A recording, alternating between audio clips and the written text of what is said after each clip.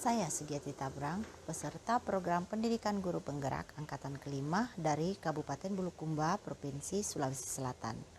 Berikut ini saya akan menampilkan hasil wawancara saya dengan salah seorang kepala sekolah di Kabupaten Bulukumba.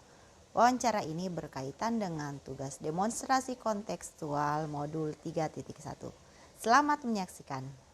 Terima kasih Pak atas kesempatan yang diberikan kepada saya. Saya Sugiati Tabrang, CGP Angkatan 5 Kabupaten Bulukumba dari SMP Negeri 11 Bulukumba. Dan sekali lagi saya ucapkan terima kasih karena Bapak telah bersedia untuk saya wawancarai terkait tugas modul 3.1 saya. Bagaimana Pak? Bisa kita mulai sekarang wawancaranya? Bisa. Silakan Pak. Ya. Jadi selama Bapak menjadi kepala sekolah tentunya tidak mudah untuk melakukan manajemen kepemimpinan ya Pak ya. Salah satu diantaranya yaitu jika terdapat kasus-kasus dalam tugas-tugas penanganan tugas Bapak sebagai seorang kepala sekolah. Nah, yang ingin saya tahu selama ini bagaimana Bapak dapat mengidentifikasi kasus-kasus yang terjadi, apakah itu merupakan dilema etika atau rujukan moral?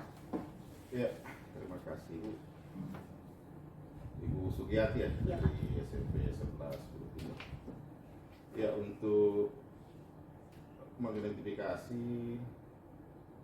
dilema etika, mana yang termasuk kasus-kasus dilema etika, mana yang termasuk moral, itu biasanya saya lihat dari jenis kasusnya.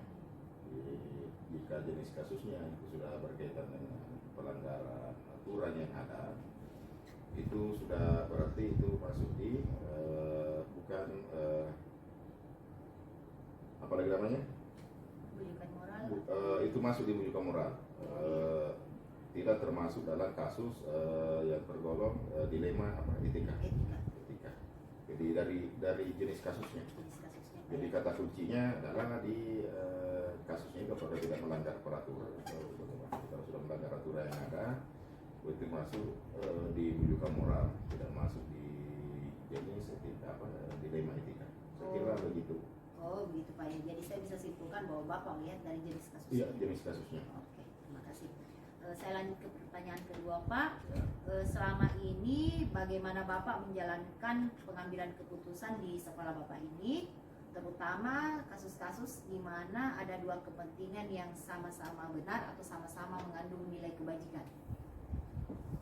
Iya, jadi jika memang kasusnya itu masuk dalam jenis dilema etika, ini memang yang berat karena misalnya hampir sama, cuma harus ada tindakan untuk mengambil keputusan mana yang harus diambil. Tentunya dalam pengambilan ini itu biasa saya menggunakan beberapa kriteria. Apakah nanti hasil keputusannya itu betul-betul dampaknya kepada hasil keputusan ke depan, seberapa besar dampaknya, itu yang menjadi tolak ukurnya, seberapa besar dampaknya jika keputusan itu diambil. Ya, itu saya kira. Oh iya Pak, jadi saya bisa simpulkan bahwa dalam menjalankan pengambilan keputusan itu Bapak melakukan pengujian kriteria ya, yaitu memikirkan apa dampak yang terjadi di antara dua dilema tersebut. Ya, oke.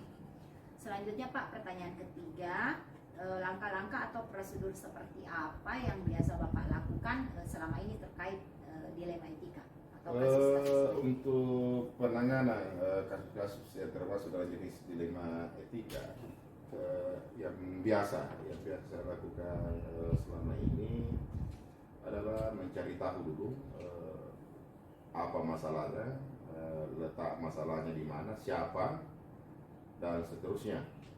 Setelah itu dari hasil permasalahan yang sudah yang ditemukan tadi, kemudian dianalisis, kemudian dipertimbangkan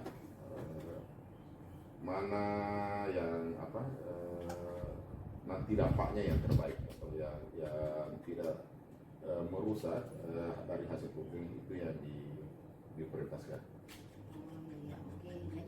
langkah-langkah, yaitu yang pertama mencari tahu, kemudian Bapak melakukan analisis Iya. terhadap apa yang sudah, bukti-bukti yang ada ya Pak ya, Iya, betul. apa dampak terbesar. Oke, selanjutnya Pak untuk pertanyaan keempat. Hal-hal apa saja yang selama ini Bapak anggap efektif dalam pengambilan keputusan pada kasus-kasus dilema etika? Diulangi pertanyaannya. Hal-hal apa saja yang selama ini Bapak anggap efektif dalam pengambilan keputusan pada kasus-kasus dilema etika? Oke, untuk hal-hal yang dianggap efektif dalam pengambilan kasus-kasus yang termasuk dalam jenis dilema etika adalah kita selalu membandingkan ada rasa kasih sayang, kemudian karakter, kepribadian, kebermanfaatan. Itu jadi pembanding yang pada intinya nanti kalau pengambilan keputusan yang termasuk dalam etika di satuan pendidikan itu selalu kita landasannya adalah bahwa keputusan yang diambil itu selalu berpihak kepada murid, dan yang kedua mengandung nilai kebajikan dari hasil keputusan itu, dan yang paling penting adalah bagaimana bisa bertanggung jawab terhadap keputusan yang sudah diambil. Luar biasa.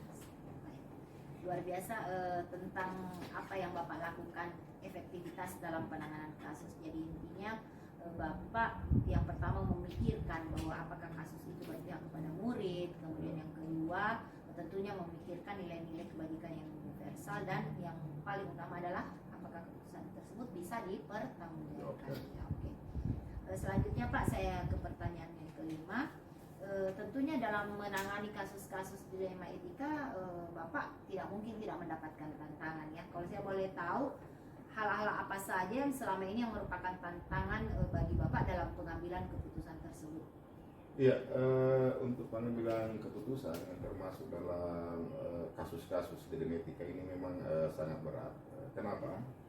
Karena dilema etika sebenarnya tidak ada yang salah. Ini dua-duanya benar. Antara keputusan yang satu juga benar, sehingga inilah tantangannya sebenarnya. Tantangannya kadang dari hati, perasaan,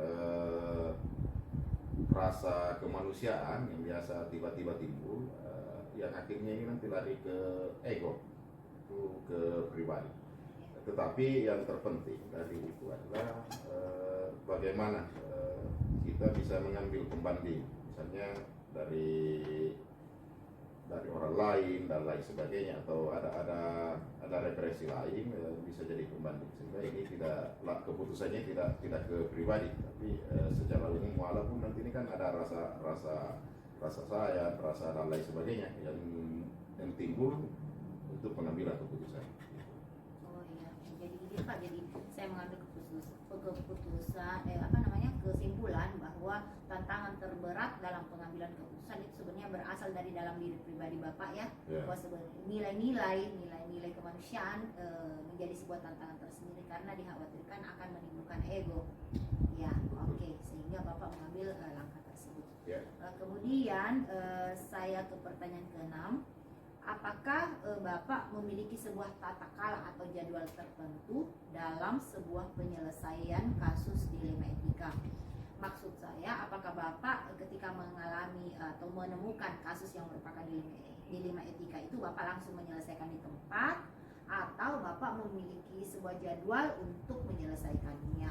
Ya, tergantung kasusnya. Kalau kasusnya termasuk ringan itu bisa diselesaikan di tempat. Tapi jika kasusnya agak berat dan membutuhkan memang analisa lebih dalam, itu kadang 1 sampai 2 hari baru ada keputusan, karena perlu pertimbangan yang matang sebelum mengambil keputusan. Jadi tergantung kasusnya, kadang langsung diselesaikan kalau kasus-kasus ringan. Untuk kasus-kasus berat itu butuh waktu beberapa hari untuk diselesaikan, walaupun misalnya keputusan itu harus diambil mendesak, tapi masih tetap harus ada waktu untuk memutuskan. Tidak langsung kalau kasus-kasus berat. Oh iya Pak, jadi izin Pak, berarti tergantung dari kasus. Saya ingin bertanya kembali terkait pertanyaan nomor 6 ini, bentuk atau prosedur seperti apa yang akan Bapak jalankan untuk penanganan itu? Kasus tersebut. Ya. Kalau untuk penanganannya sebenarnya banyak banyak prosedur. Salah satunya misalnya uji kebenaran ya. Menguji kasus itu sejauh mana kasus itu, permasalahan di kasus itu. Jadi ada kemudian yang langkah kedua yang biasa saya lakukan adalah mendiskusikan kasus itu kepada teman-teman, apakah itu wakil kepala sekolah atau wakil kesiswaan, untuk membicarakan seperti apa nih jalan keluarnya yang harus ditempuh. Kalau misalnya memilih yang A, dampaknya apa ke depan, memilih yang B misalnya, itu dampaknya apa, seberapa besar dampaknya, itulah nanti yang bisa diputuskan. Oh iya, oke. Mungkin pertanyaan ketujuh saya ini Pak sepertinya berhubungan dengan apa yang Pak baru saja sampaikan. Jadi pertanyaan saya ini, adakah seseorang atau faktor-faktor apa yang selama ini mempermudah atau membantu Bapak dalam pengambilan keputusan, terutama dalam kasus-kasus dilema etika ini?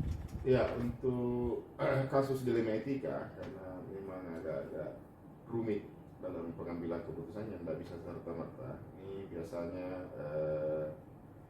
saya melibatkan orang yang yang paham tentang permasalahan itu. Misalnya kalau kasus siswa, tentu yang banyak pahami adalah guru BK, bimbingan konseling. Itu ya, karena saya minta bantuan untuk membantu saya menyelesaikan kasus-kasus kasus-kasus yang berkaitan dengan khususnya kalau kasus yang berkaitan dengan guru dan tenaga administrasi, biasanya saya minta melibatkan wakil bagian humas, kemudian KTU itu bisa membantu saya memberikan masukan untuk penyelesaian kasus itu. Oh iya, sangat luar biasa dan bijaksana sekali Bapak dalam mengambil keputusan. Oke, saya tiba di pertanyaan yang terakhir Pak.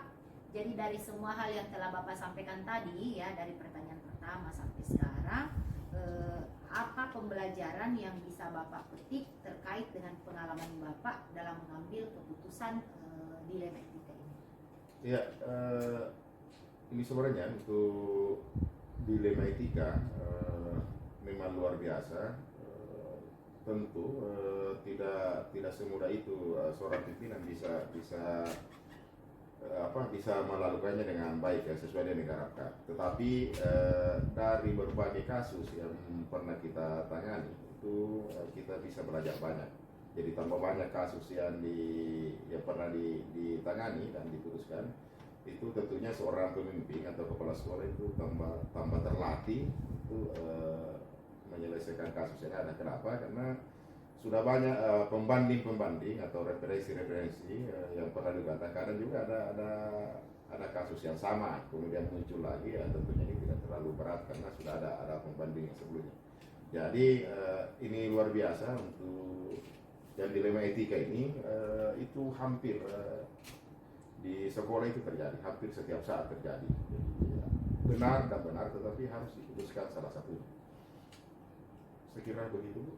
Oh iya, sangat luar biasa dan menarik sekali apa yang Bapak sampaikan, bahwa ternyata pembelajaran yang bisa Bapak ambil adalah bahwa dalam penanganan kasus itu memang dibutuhkan pengalaman dari kasus sebelumnya. Iya, penyelesaian kasus. Berarti ini menyangkut bahwa keterampilan menangani kasus ya Pak ya.